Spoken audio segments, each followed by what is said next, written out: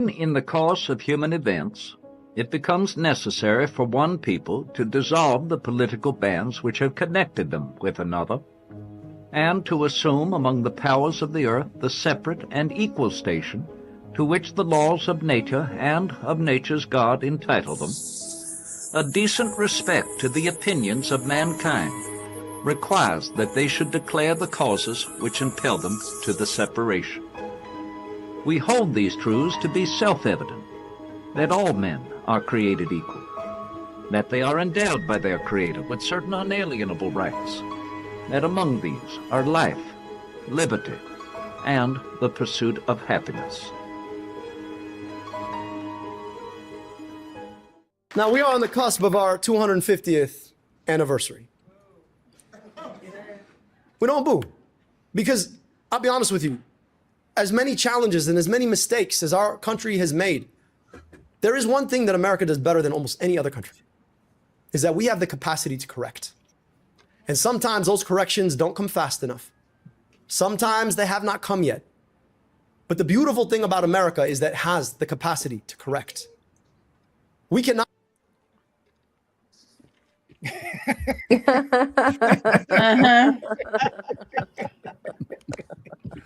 That's the 250th to me.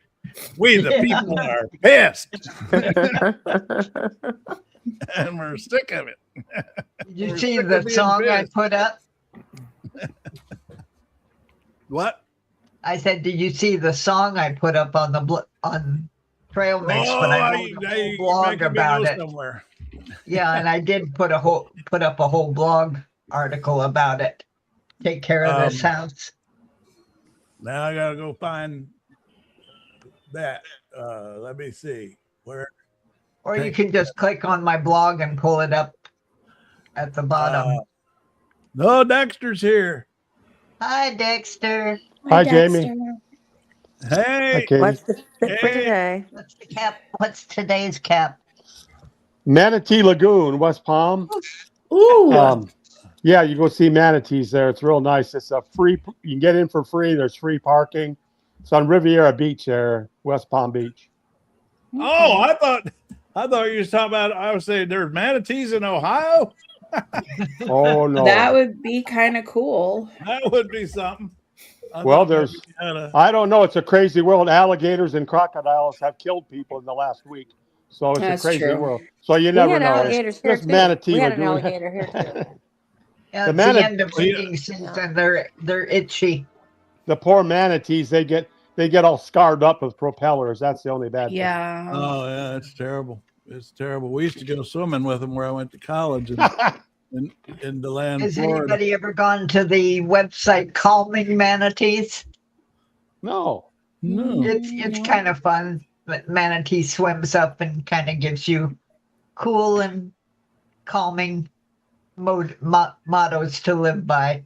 Oh, I need that. That's what we're talking about here, Jamie. Oh, that's a cool picture of the lighthouse. This is on Jamie's site. Anybody wants to keep up with that? It's at trailmix.cc/Jamie. Now the first picture is what Abigail Adams lived with. I thought you would appreciate that. Yeah.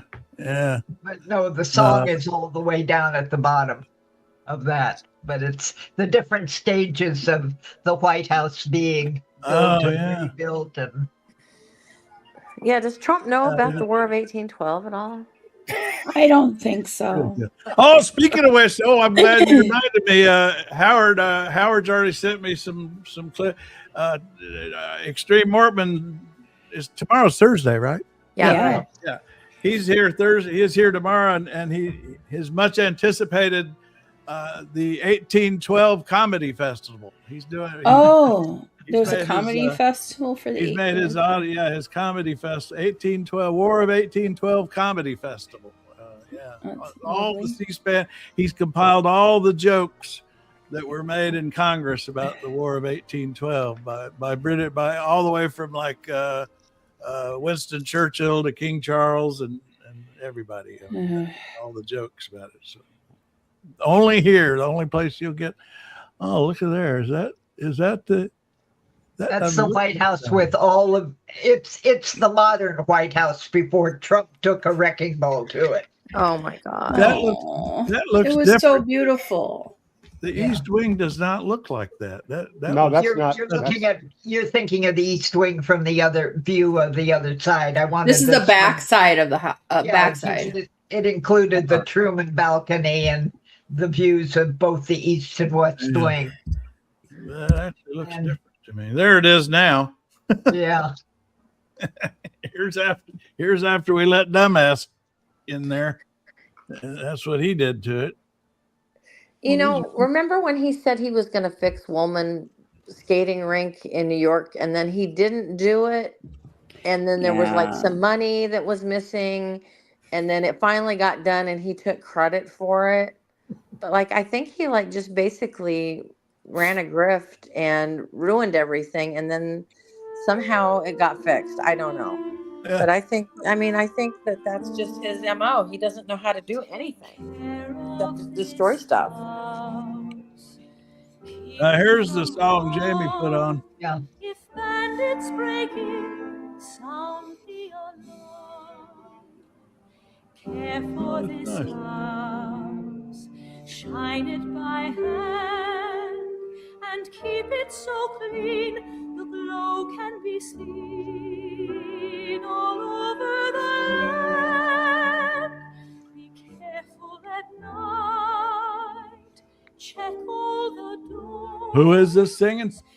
Oh, it's the character in 1600. Oh, I see. Kelly O'Hara. Yeah, but the character doing the singing is Abigail. And she's instructing all of the servants on how to take care of this house. You can see the lyrics right above the video. And the lyrics are just beautiful. Because the house is us. It is the hope of us all. Yeah. Well, we've got a bunch of dirt under the bed and a junk drawer. Yeah. That's did I put yours up here to trail base says. It's not clean anymore. Oh, I got something from Amy Schuster. Oh, I got a little note here from one of O'Donnell's producers. What did she have to say? Last words. Oh, she was, and I'd already seen it. She was alerting me to this because she knows I'm a big fan of David Blight. Anyway, David Blight. Yeah, okay, backing up here. Let me go get that. Justice Ketanji Brown Jackson highlighted the legislative history of Justice Jackson's did a direct hit on Clarence Thomas in those opinions. I mean, it was just full on body slam. It was great, and then I had just seen where let's see, rebellious Renee. Yeah, here this is is this Clarence thing on there? Is that on the screen? Yeah, and because she was responding to this crap of Clarence's, where the craziest argument about the 14th Amendment I've ever heard, that it was only applied to former enslaved people, does not apply to anybody else. And what? And I love this point that in this meme that Rebellious Renee put up, using that same logic, the Second Amendment was written for muskets, so it doesn't apply to AR-15s. Yeah, that's not right. But anyway, David Blight, who's a Yale historian, she quoted him in her opinion yesterday. When I was reading that yesterday afternoon, I thought, God, somebody's got to get him on, because I've seen him on TV before and he's really good. And Lawrence O'Donnell did get him on last night. Hi, Agri. Oh, there's He's going Agri. into the background here. Then you come up here to let me get up here where Black comes on, and he kind of explains there he is.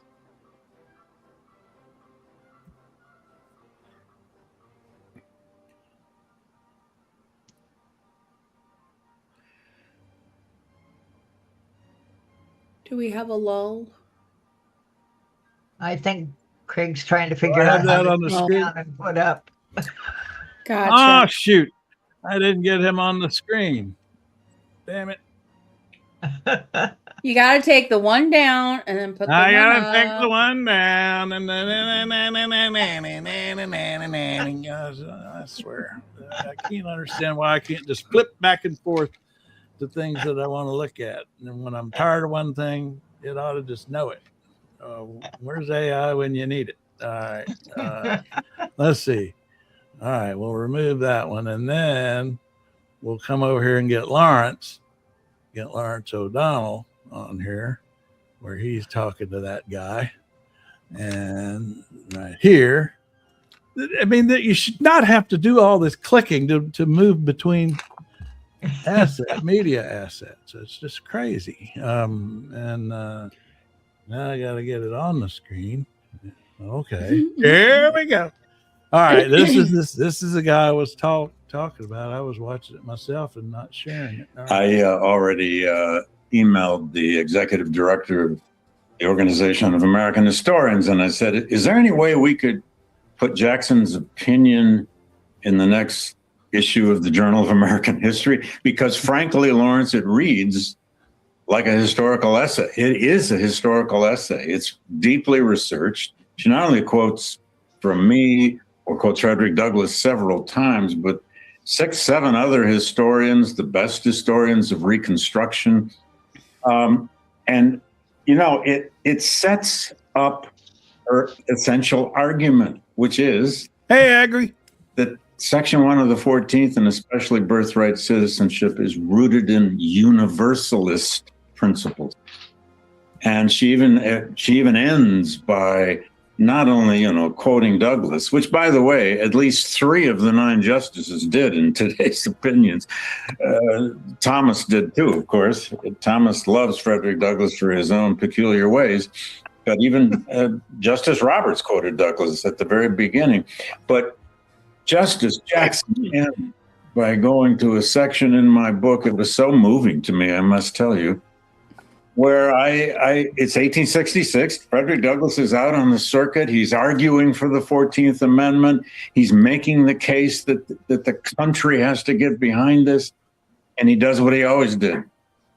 He went to the Old Testament. He went to Genesis.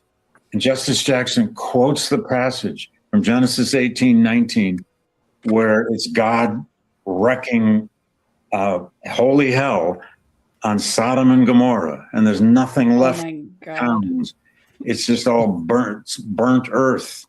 And then he has Abraham, the prophet, overlooking the scene and saying, nations must have memories. Nations must remember this. And of course, the metaphor is Americans have just experienced their civil war, and they're now remaking themselves.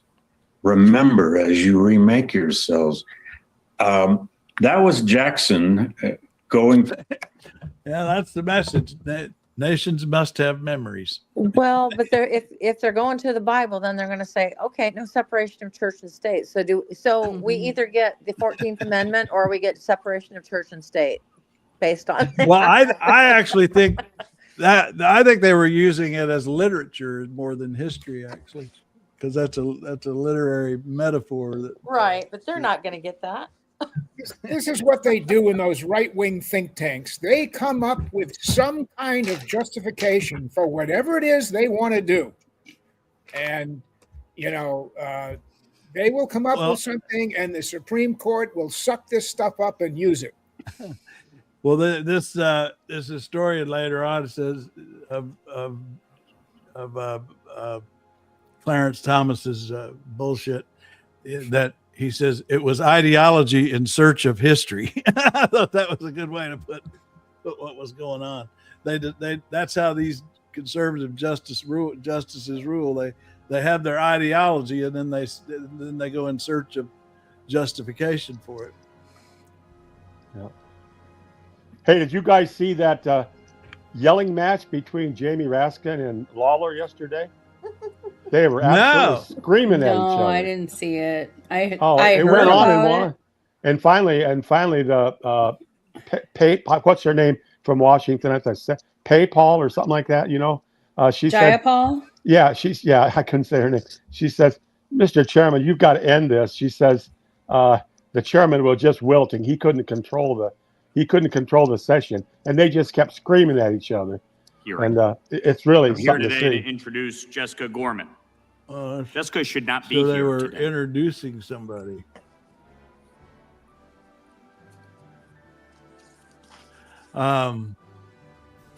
You said that was Lawler?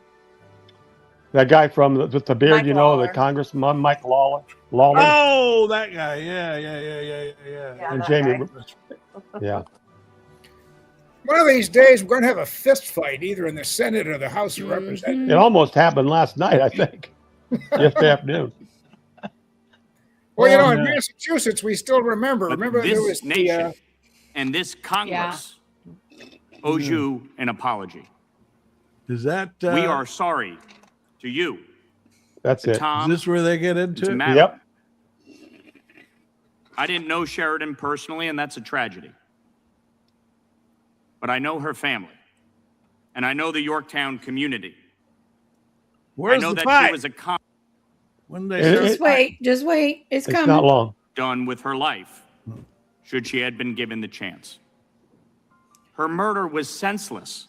What is he It should not talking have about? happened. It was a woman who Immigration. was killed by an Policies immigrant. exist for a reason, He doesn't like and they immigrants. should have been enforced. Yeah. And he Sheridan singled would one still out. be And with us today. then Raskin gets Jessica into would it. not have to testify before this Well, I panel. don't see any Raskin here. Where's Yeah, Raskin? he's on the other side. Oh, of the here we chairman. go. May of 2023. Oh. Over 3 years ago, Sheridan's murderer illegally entered the United States. Border Patrol caught him.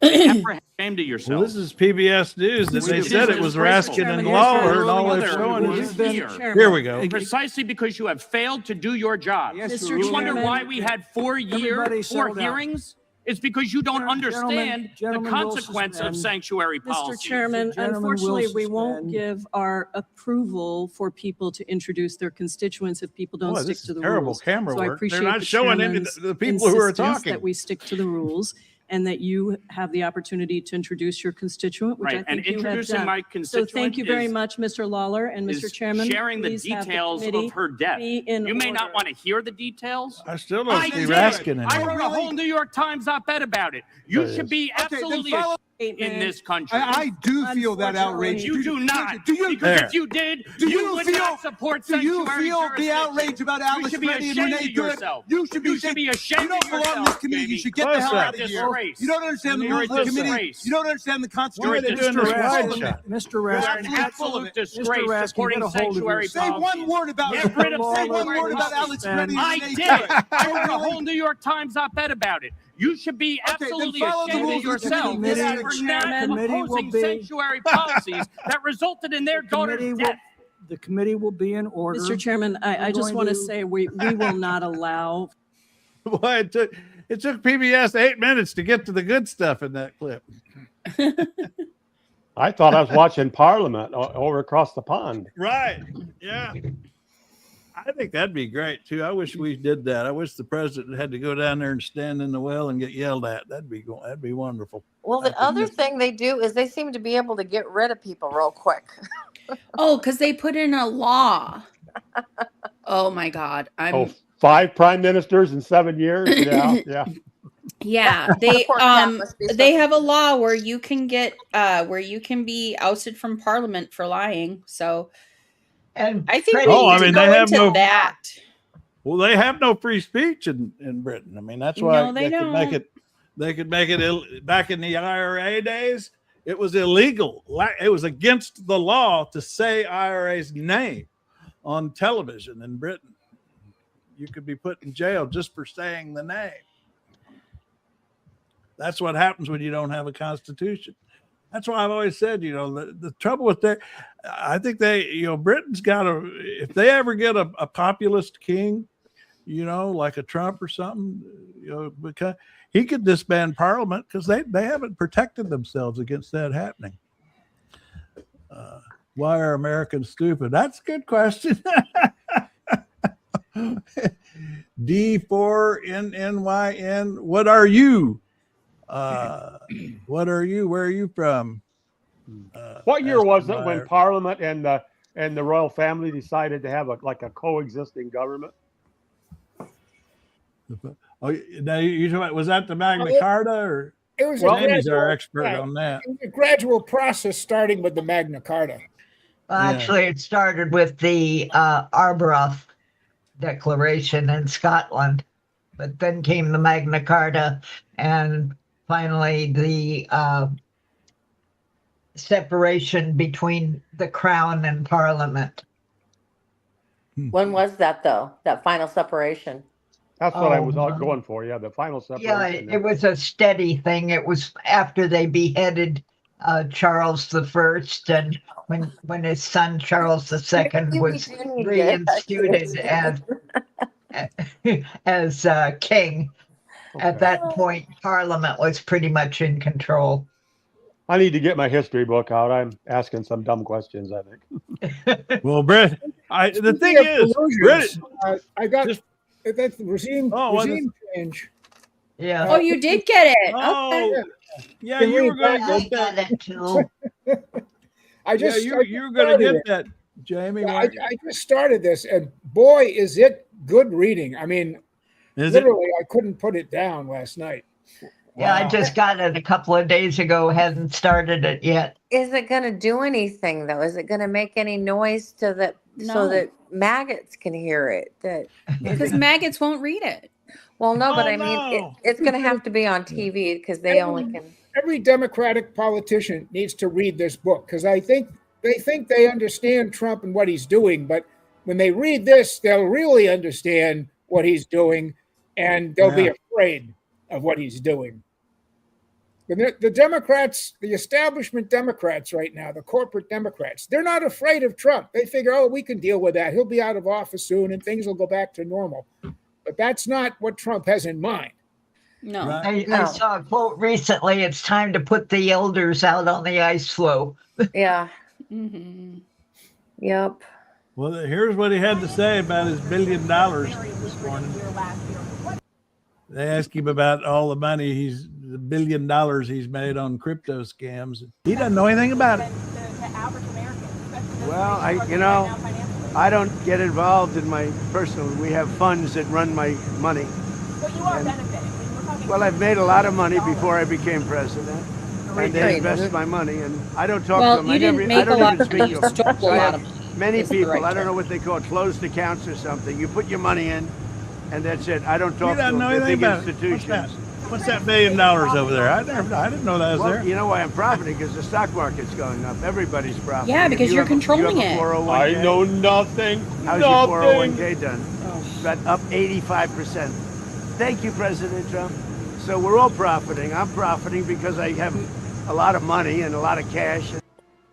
Oh my God. Yeah. We're all profiting. Yeah, but we're not all profiting. $4 billion of it was earned by stealing from the taxpayers. Yeah. Correct. A lot of people don't invest in the stock market because they don't have that much money to spend in the stock market. Right. A lot of people do not have IRAs.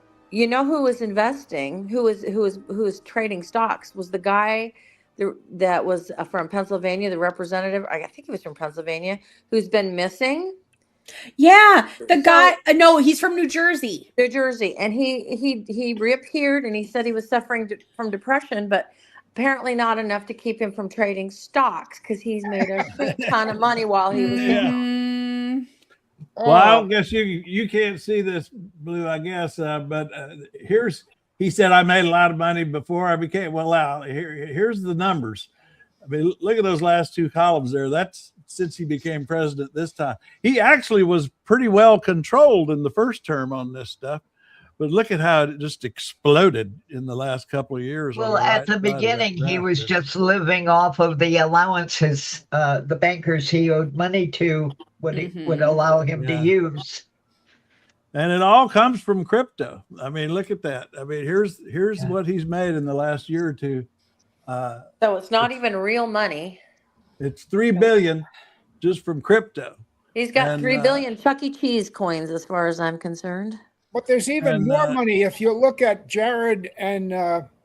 This isn't. This isn't the Trump crime family. No, this is just Ivanka, and also the sons too. I mean, the whole family is out there taking bribes from different countries. Yeah. And Jared's got 14 deals for rare minerals with different countries. Jared does. And Jimmy Carter had to sell his seed peanut farm. Yeah. But check out the comparison here, because here total, since he became president this last time, he's added $4 billion to his wealth, right? Okay. Now look at what the people who invested, they lost $4 billion. his dumbass supporters who bought his stupid coins have lost as much money as he made. It's basically money laundering. Mm-hmm. It's all it is, all of it. I mean, that's what they think that happened with the 250 too. I mean, that's the number that does not get mentioned when they talk about all the money he's made. They should also talk about how his supporters who thought they were investing in his stupid scheme lost as much money as he made. I mean, he's actually ripped off his own supporters. And it's funny how it's always equal. It's always equal. It's about equal always. Mm-hmm. So yeah. Yeah, but it's things like this that are reducing his support among the MAGA people. I mean, he probably lost a lot of support with those people who lost money on his coins. You'd think. I've seen some interviewed. Yeah. And then you can see why he made so much money on crypto in this graphic is because you can see sits right here on the right side.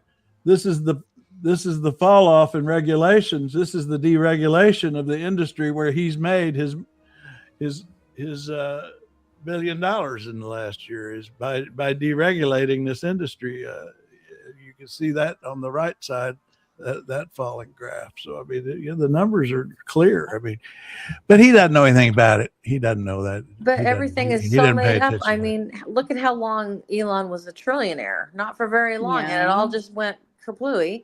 And it's all made up. Half of this stuff is just made up, and then we are giving no bid contracts to people for nothing, or to be cruel to people.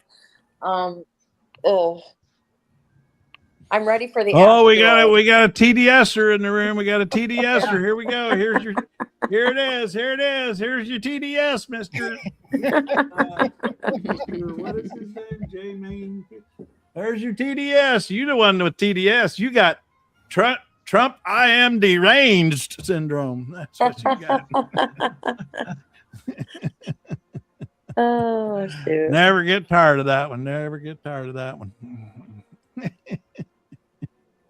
Yeah, they don't have a whole lot to offer because they don't have facts about anything or understand anything. Mm-hmm. I tried to get I wanted to try and get a focus on, Ukraine's winning that war. The Ukraine war has taken. They really are.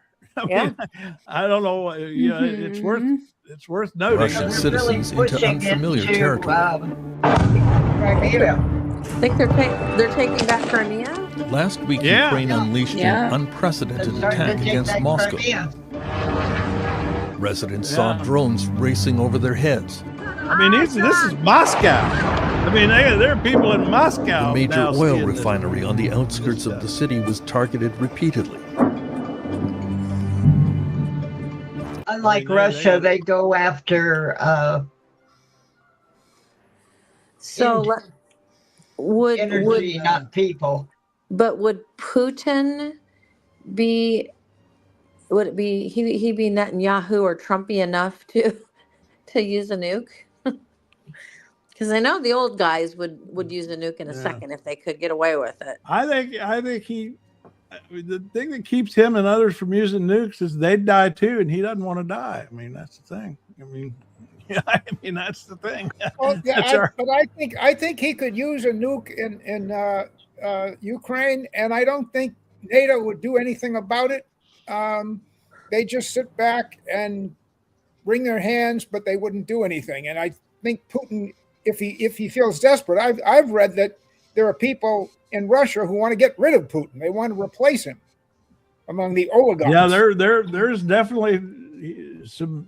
He's got some real concern. Here's Channel 4 talking about Crimea. What's happening in Crimea is really interesting, isn't it? Because they are effectively cutting it off. Fuel shortages, fuel rationing. The most extraordinary paradox about the Russian war effort is that you've got that sort of awful lumpen, ex-con, drunken contract soldier stumbling to a near certain death. And then you do have people in that system, particularly in the officers and the defense industry, who are smart cookies. What Ukrainians will always tell you is that whenever we do anything, the Russians then catch up. It's cat and mouse. Is it possible that the Ukrainians think they can get Crimea back? And what would that blow mean to Vladimir Putin in Moscow?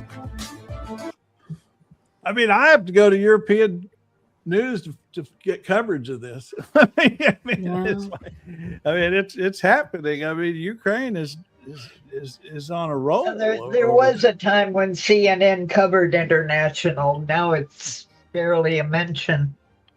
I don't know why it's so hard to find. Al Jazeera. I never thought I'd want to go to Al Jazeera for anything, but yeah. They actually do a pretty good job. Did I tell you what? I worked for Al Jazeera for about 6 months and didn't know it. You did. I worked for that channel where Oberman went. I went with Oberman to that channel that channel that Al Gore started. Oh, with the Hyatt family. I can't remember what it was called. Oh, and anyway. I was working for it, and going on there. Oberman had a show, and Elliot Spitzer had a show, and I was going on there. Elliot Spitzer and I got to be big buddies. He had a show, Current. That's what it was called, Current. Anyway, after a while, I discovered that Al Jazeera and the Cutter, they had bought it from Al Gore. I was working for Al Jazeera, and I had no idea. Al Jazeera, Al Gore, potato. By the way, Al Gore is all over this, that American experiment show. It makes me kind of miss him, to be honest. Yeah. Yeah, I always think I miss him, and then he starts talking, and I just get so bored. If you know what, I need to see if he's done any books on tape. I have a friend. And then have a friend who was a political Mudcat. You all know Mudcat. Yeah. And Mudcat was a big buddy of Ted Kennedy's, and Ted Kennedy would always bring Mudcat to like private gatherings they had with Democrats to have strategy sessions. And anyway, so they had one of their retreats, and Al Gore had been invited to speak about climate change, and Kennedy and Mudcat were in the back of the room. And after about 10 minutes of Al Gore, Kennedy nudges him with his elbow and says, "Let's go outside." And they go outside. He says, "I can't stand to hear any more of that bullshit." There's your history of Current on the right. Oh boy, you got the whole Current story. Yeah, it was quite a story. That was good. We had Al Jazeera on our cable TV for a long time, and then one day it just went away. They took it off. They're online. They have a lot of stuff online. Yeah, they pop up on Google News all the time. Well, I didn't think. Why is that there? What is that? Oh, that's that. I hadn't removed that. Oh, okay. I didn't think we'd see this. How's this for a bumper sticker? Somebody in Louisiana sent me this. I mean, I never thought we'd see that. Somebody putting that on their car. What would JC do, huh? Yeah. Mm-hmm.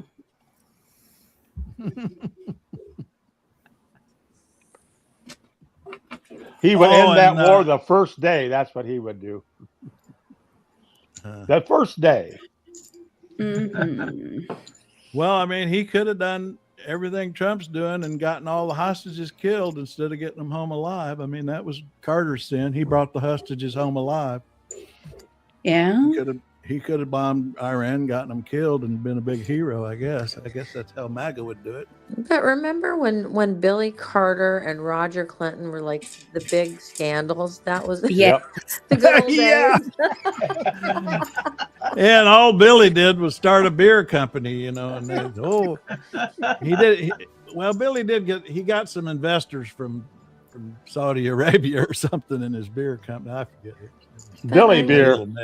I drank a few Billy beers. There was Hillary's brother.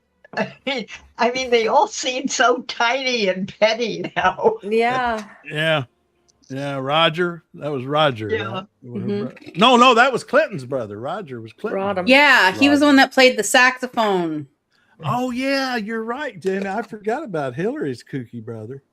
Yeah, Well, Nixon had a kooky brother, too. Rodham, yeah. You know, there's always the chosen child in a family, and then the second born is usually they let them go wild. That's why we run into, like, you know, I mean, look at King Henry VIII. He was the second born. He wasn't supposed to be king. Well, that's why you and me are in good shape, Katie. We're only children. We were everything. Woohoo! The sun, the We moon, got everything. We got everything. Except I used to say, people say, "Oh, you're so lucky you don't have brothers and sisters." I say, "Yeah, but I had to do the dishes every night. I didn't have any help." Yeah. And actually, I was an only child until I got stepbrothers. And so I got to experience both, and I'd rather be an only child. And technically, I'm an only child, but then my parents had more children, but I never lived with them except for one for like a year. So my grandparents raised me, so I was like an only child. But then they had older children, my mom and my dad and my aunt. So I was also like a middle child. So I'm like an only child, a middle child, a youngest child. Poor thing. I was an only child and then acquired two stepsisters, one of whom died of polio. But basically, the reason I went to 21 schools in 12 years is nobody knew where to plant me out of the way. Oh, gosh. But it gave you quite a variety of experiences. Starting. Oh, yeah. I'm the most adaptable person on the face of the earth. 21 schools? Yeah.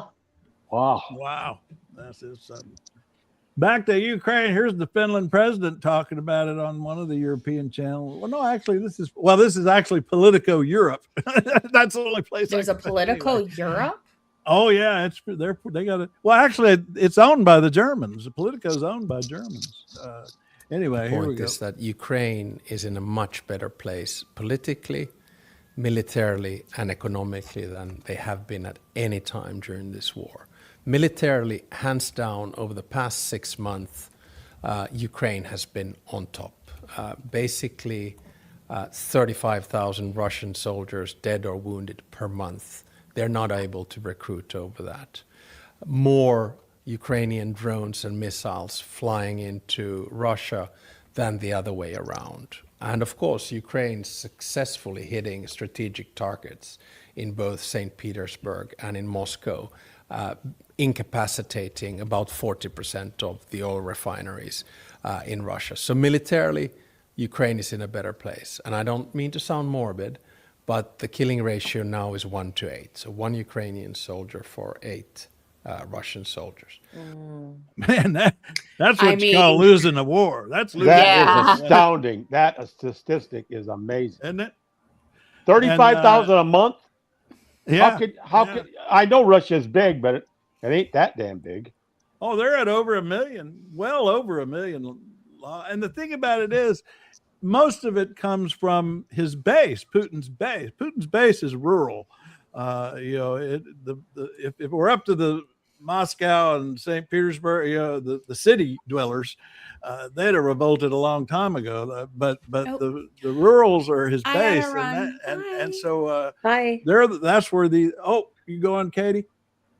So long, and so that's where he's costing the lives. It's the mothers in his base, and so it's got to be taking. There is a lot of talk that he's losing support, but I don't know how that manifests itself in any reasonable way, significant way. Well, I think of 35,000, that's like an average baseball crowd, and they're losing that many every month. That's just astounding. 1-to-8 ratio. Well, who's winning the war then? Look who's winning the war. And the thing that was so dumb, and I thought this in the beginning, and this is true generally of how Trump wants to just pull out of Europe, is that we lose all our leverage. I mean, Trump has no leverage over the situation in Ukraine now because he's pulled out. And so Europe's calling the shots, and hell, France is doing 60% of the intel for Ukraine now. We're just not involved. So because we're not involved, he has no leverage over, and Putin's got to realize that Trump can't help him in the Ukraine anymore. He's already done all he could do was pull out, and Europe stepped up, and they're keeping Ukraine afloat. So we have no leverage in the situation. The techniques of war have changed also. I mean, it's a drone warfare now. But what the Russians discovered is that their tanks are useless. They get wiped out by drones. So yeah, and I've read Ukraine now has the best drone technology in the world. Yeah, they do. Engineers, and they're doing things with drones that nobody else is doing, and all the other militaries in the world are studying what the Ukrainians are doing with drones. They've totally changed warfare, and it's going to change the U.S. military. I mean, the Strait of Hormuz is a good example. I mean, the aircraft carriers, they can't do very much, And battleships they're not a factor anymore, not for 30 and years. That's what Trump is asking for all the money to build. And they've been obsolete for 36 years. They haven't used them since 1990. He wants to invest in a whole new class of battleship, which is going to be called, guess what? The Trump class of battleships. They sink immediately when they hit water. Yeah. They only survive in dry dock. Trump wants to offshore the production. He wants Navy ships to be built in other countries, which is the stupidest thing I have ever heard. Because of the security situation, any spy can sneak into the shipyard and plant things aboard that ship, tracking devices, explosive devices, and we would have no control over it whatsoever. Well, it's just like the stuff you're getting from Trump and his people in the Department of Defense. Yeah. We are, however, apparently building a base near Gaza. Why? Why are we doing that? They're gonna level it and rebuild it under Trump's orders. But why is there going to be a U.S. Why is there going to be a U.S. military base there? Why is there one in Baghdad, that giant palace? Because they want to control the area still. Well, somebody's got to protect Trump's hotel developments. That's what I'm saying. Hotels. He's going to level it and rebuild it. That's Jared's. That will never happen. The Israelis are never going to let Trump. They're never going to let it. It's bullshit. They're never going to let it happen. You're right, Nash. It's just stupid. But what about Section 622 of the Senate intelligence bill wanting to integrate, have more sharing of intelligence? Merge. I think the word is merge. Merge is what I was trying not to use that word, but yeah. So section. I say use it. And the former Section 224, which is now Section 219 for some reason, of the National Defense Act. They're trying to merge us. Physically, cyber, military, intel, all of it, and basically just make Israel part of the Defense Department. Yeah, and they want a single executive that to be chosen by the Secretary of War. Yeah, whoever he's told to pick, to be a single executive in the Pentagon to coordinate all of it. Yeah, well, the Israelis are never going to give us everything they've got. We can give them everything we've got, but they're not going to give us everything they got. Oh, yeah, that Section 622 in the Senate Intelligence Bill, it says that no future president can dial this back and withhold intelligence. Within 15 days, they would have to go before Congress and get Congress's approval, which is why you've got so many people in Congress who are taking AIPAC donations. Agenda. I mean, it's all tied up together. We got to talk about this Colorado race. The socialist Democrats had a big win. Oh man, my man Bennett got beat badly, and I was like surprised by that. I did see not that like coming. But that's what's happening. These challengers from the left are throwing out the old school Democrats. These young people like she's been alive as long as the other one was in Congress. Yep. Right. And I think I pulled their closing ads. I always like to see on election nights. So here were their closing ads, and I think you can see the difference. I mean, the first one here is the incumbent who lost last night, and very conventional stuff. And I think a big mistake, she did not talk to camera herself. And anyway, then you see the challenger who won. Very different ads, very, very different messages too, but also the look of the ads. That's job number one. I'm Diana DeGette. In Congress, I'm fighting to defend our democracy, protect abortion rights, lower the cost of housing and groceries, and pass Medicare for all, so every Colorado family has affordable health care. I'll never stop fighting the corruption, cruelty, and dangerous behavior of extreme Republicans. See, that's just such a conventional ad, and you never see her, just still shots of the candidate. I don't like ads like that, and just a lot of pablum really. And now listen to approve this message because our democracy is worth fighting for. I'm Maylot Kuros. I'm a lawyer, an immigrant raised in Denver, and I'm running for In a Congress bar. because establishment In a bar. Democrats have failed us. Diana DeGette has been in office for decades, backed by the same billionaires and corporations who keep our prices high, burn our planet, and profit from genocide. It's time for a change. It's time for Medicare for all. It's time to abolish ICE and to actually fight back against Donald Trump. I'm Maylot Kuros, and I approve this message. They're saying I like that an ad at a bar. They're saying that DeGette should have retired because she's 68 years old. Do you agree with that? Just because she was 68 years old? I think that Not her age, but the length of time in Congress, yes. I think she had 12 terms or something like that. Yeah. Yeah. But that's where we're headed. Young voters don't trust old Democrats. Young Democrats don't trust the old Democrats anymore. They think they're all corporate, they're all corrupt, and they don't want anything to do with them. And they're voting for Democratic socialists. Well, they can't afford a house. They can't afford school. Their school loans are like outrageous. They didn't get forgiven. And it's even worse now. Now, instead of waiting to start paying your school loans after you've graduated or after you drop out or whatever, now as soon as you take out that loan, it starts earning interest. You have to start. It's accruing interest. It's not just how we talk so much about houses, which we should, but I keep focusing on the stats on cars because that's part of the American dream. And a relative of ours, he in his late 20s, early 30s, I think, just got a new car. I just said, if you don't mind, what's your car pay? It's almost $1,000 a month. The average is over $700 a month. But there's two things about that. The last generation, what are we calling them? Gen Z. They don't want to drive. They would prefer doing ride shares and public transportation. Because they don't have a choice. They can't buy a But they're car. not even bothering to learn to drive, and that was like they just like they like being chauffeured around. Well, that depends on where you live. So that's the They other thing. don't The want next to live thing in is, suburbs anymore. They want to live in the cities. Yeah. and here's the other they'd problem. have to. And here's the other They'd problem go.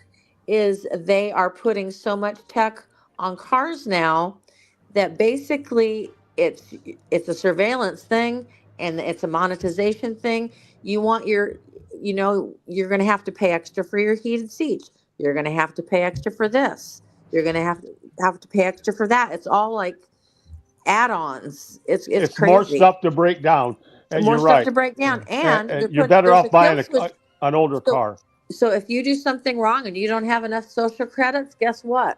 We're going to not allow you to leave the state. We're going to put a kill switch. So you go across a certain border, you're done. You can't cross. Well, or you can't start your car they at don't all. They don't make cars that people can afford like they used to. One stat I looked up is back in 2017, there were almost 40 cars on the market that were under $25,000. Now there are only 7. Nissan Versa. But I'll tell you, really you can't buy a car on a middle income. When you buy a new car, that's a big part of the American dream. We keep talking about homes, and homes are a big part, but I just think we ought to talk more about cars. Democrats ought to be talking about how cars have become unaffordable. The American dream has changed. You are tethered to a dealership when you buy a new car. You can't go to Joe down the street, the mechanic, or in my case, I got a mechanic 0.6 of a mile from me who comes and gets my car to service and brings it back. When you buy a new car, you are tethered to the dealership, and they can do whatever they want with you. I mean, it's ridiculous. Well, that gets back to what Blue was saying about the technology. Is the dealers are the only ones? They're the only ones who get the software updates to service the computers on cars. I mean, told me about that. A mechanic I knew told me that that he's going out of business because he can't get the manufacturers will not give him the software. He knows how to use the computers to maintain the car, but he can't get the software updates. He can get it, but he's got to pay to do the job. He can't even get it. He says he said the dealers, no matter what he pays them, the dealers get the software updates about 6 months before he does. So they're just putting those guys out of business. Well, it's all tied in with the guarantees too. I mean, warranties. You can't get warranty work done except anywhere but the dealerships. And that's a problem I had with the cash for clunkers thing that Obama did, because my friend's son was actually a mechanic, and I was like, well, they're just going to have a lot of extra old cars on the road. She's like, no, because they are forced to pour something into the engine to make the engine seize up so that it's nothing. That's right. And it's going to the junkyard. And it's like, what a waste. So now there's like a lot fewer cars on the road that have no tech in them. It's almost like it was manufactured. I won't say that it is, but it was almost manufactured to put a new class of car on and force people into a car that had more doodads and electronics and the stuff on it. And then there's my 27-year-old car that only has 60,000 miles on it. How much you want for it? I do have a mechanic. You sound like me. I've got a 2012 and it's got 34,000 on it. Yeah, that's about ours is 2007, and we've got less than 30,000 miles. Yeah, we actually have to go out and turn the engine on. We have to idle the engine every couple of weeks to keep the battery from going dead. Mm-hmm. I'm still driving my 2001 Ford F-150 and a 2007, a 2008 Honda Odyssey is what I drive. Mm-hmm. Yeah, I've got a 1999 Chevy Cavalier, and she just purrs along, going where I want to go. Yep. So, how's Tacoma traffic, Jamie? Is that pretty strong, pretty heavy traffic most of the time? Actually, no, it's really quite moderate, except that we do still have hours during the day when it's busy, but the rest not of the like time, Los Angeles, huh? Oh God, no, nothing like. We don't run parking lots on freeways. Hey, you know what it costs to park at SoFi Stadium for an event? $120. Wow. Oh my gosh!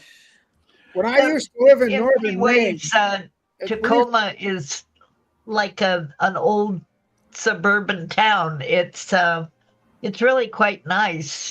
It's changing, of course, but yeah, we have an actual downtown area. We have an actual mall area. Cool. It's quite a nice place to live. Yeah. Yeah. Great parks. Food break. It's July. Oh my. A food break? First thing I do in July is I start making my homemade barbecue sauce. The other rabbit. Questionable confidence. Just about any lazy man sauce starts with soy sauce, which is why I get enough to fill a lawnmower. And vinegar or acid. Garlic makes us cry. Ginger makes us whisper. This will give you guests sweet dreams. Be careful, or this might give them nightmares. Oh my God. That looks great. When it's hot outside, get yourself higher inside. That's how you cool down. Oh my gosh, that was a lot of hot sauce. Yeah, that's being funny again. Oh, Angry being funny again. Angry. What's Angry doing? Let's see. Oh, I never did get our full screen. That's Lazy Man Cooks cooking channel. I got over 300 cooking videos there, and I have a whole series of barbecuing. Easy. Have you ever tried tips. sweet soy sauce?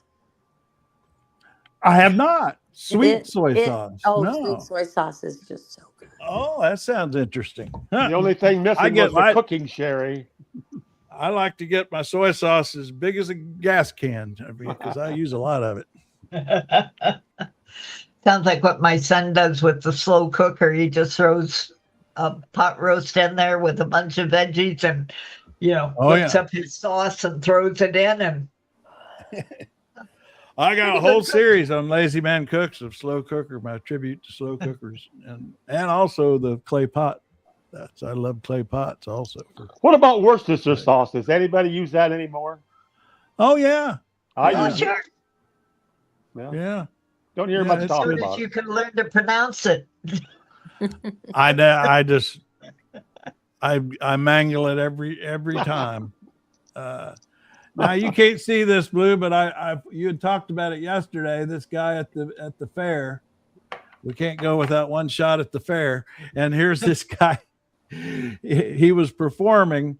This is what this is from the official website of the fair. And see, this looks like a good time partying. And then somebody had the sense to look at the guy's sunglasses, and you can look in here and see there's nobody watching them. That is just and that was on a weekend. That was such a great one. I love that. That was a great catch somebody made there. Yeah. But they I think it was on X, they were showing some AI thing, and there were just like streams of people, but it was like it was all like almost like they were in a row. It was almost too lined up. It looked so fake. And it was like, okay. Everything else I've seen is like, there's just, people just aren't there. They don't have the money. They have no desire to go. And it's just, yeah. Well, I've been wanting to go just to make fun of it, but there's so many other people doing such a good job that I just haven't felt I'm needed. And listen to this. I thought this was really clever. This guy walks around pretending that there's a big crowd there. Listen to this. Excuse me. Pardon me. Excuse me. Pardon me. Sorry. Excuse me. Excuse me. I gotta squeeze through. I gotta squeeze through. he did a whole series of TikToks pretending that he was squeezing through the crowd there. When's the rodeo gonna happen? Is that over yet? Oh, it's there. They've had it. It's there. They said that there were just a couple of horses there just running around, just trotting around wild. So, but the Confederate flag from the North Carolina tent went away. So Mount Olive pickles are there in North Carolina. They said they're not going to have anything to do with it because that Confederate flag went up, and they're based in North Carolina. Oh. And but apparently it's a third party that actually put those tents up. So I would love to know who put that Confederate flag up in North Carolina. Well, they must know because there was a private company because North Carolina officially didn't participate, so they got some private outfit to do it. Yeah, so I would love to know who did that, but so they should know, I would think. Yeah. Anyway, On the gossip front, it's official. Kelsey and Taylor Swift are getting married this weekend. At Madison Square Garden. At Madison Square Garden, or 1,100 people are invited. The rehearsal is 100 people for tomorrow, and then who knows how many they've. Well, they said 1,000. They said 1,000 wedding. for the 1,100 is what I heard. 1,100. So. All right, going to wind up with 1776 again. Echoes of America over on Substack. I appreciate your comments, Nash, on my articles over there. I hadn't gotten back to respond to them yet, but Nash. This was a really great Echoes of America today. I really loved that one. Yes, it was wonderful. And I've got and I got to apologize to Blue. I don't know how many buckets or gallons of water I used up on that one. But I have learned. I'm learning how to make movies with because you could plot your scenes and say I want this scene and that scene and this scene, and you can direct the movie. So that's what I've started doing with these. So these are AI generated videos. Yeah, I mean I write the script myself, and then I create a script. I mean, a direct, like storyboard. And I'll say, I want a hand with a quill shaking and he drops the quill. And then I want a close up of this guy with a scarf on his face. You just kind of, and then you tell it, you the more specific, the better results you get. And that's what I did with this. So every scene of this I designed and then gave it to AI to create, and so that's what this is. Oh, what do we have here? Tom B. Oh, yeah. Another delusional. Okay, well, how about getting over on trailmix.cc there, Tom, and tell us why? Because I always want to know. I'd like to know. There's nothing to back that up. That's just just come over here, right here. Your after imagination. we're done here. Go over to trailmix.cc. It's easy to sign up and comment. You don't even have to sign up, really. You can give me a fake name and make up an email address. Hell, you don't even have to give me an email address. But you have to fill out a CAPTCHA, which is 3 numbers. So that's all it takes. Get over there and tell us why you're so happy he's president. I'd like to know. We'd like to have that discussion. All right, back to 1770. This is Caesar Rodney, unsung hero. They talk about Paul Revere's Midnight Ride. I think this is a more important one, really, in the long run. 150 years ago tonight, a desperate midnight dash through a brutal thunderstorm saved the Declaration of Independence. On July 1st, 1776, the vote for America was stalling. Delaware's 3-man delegation was completely deadlocked. One vote yes, one vote no. Without a unanimous front, the rebellion was dead on arrival. The tiebreaker belonged to Brigadier General Caesar Rodney, who was at home in Dover with a painful, agonizing ulcer on his face. When a frantic message arrived, Rodney mounted his horse and rode straight into the Black Knight. Rodney's advancing facial cancer made every jolt of the saddle pure torture. On the afternoon of July 2nd, he slammed open the State House doors, covered in dried mud, soaked to the skin, and gasping for air, he cast the vote that swung Delaware into the yes column. History doesn't fade, it echoes. Hit subscribe to follow the countdown to July 4th.